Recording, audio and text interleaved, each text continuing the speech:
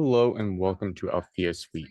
Today we're going to continue looking at some different order scenarios. Our scenario today is that the order has been delivered, it has been invoiced, and now the customer has come back and needs a return. So what we'll do in this situation is first come to our sales and then sales invoices. Then we will search for the invoice that was created from the initial sales order. So after it was delivered and invoiced out, we have our invoice here. And we'll click into the three dots, our context menu, and select Issue Sales Return. That will bring us to a new sales return document that will pull all the information over from the invoice.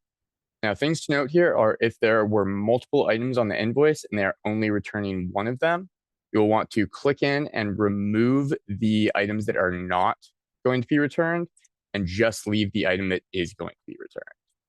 It will still have a positive quantity and positive price. Then below that, we can add any restocking or service fee we'd like to include. And lastly, we will select our payment method. Now, again, the thing to keep in mind here is that this pending amount is the amount you are returning to the customer.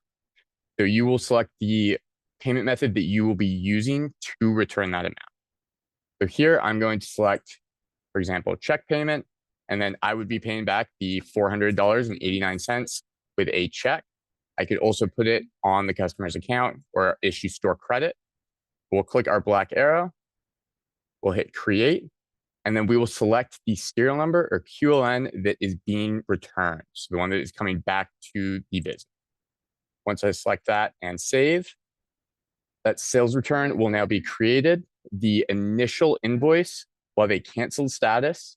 And if the customer is getting a new item or a replacement item, we will just create a new sales order and get that scheduled for delivery. And then that will be invoiced out later on. Thank you so much for watching. And we appreciate your interest in Althea Suite.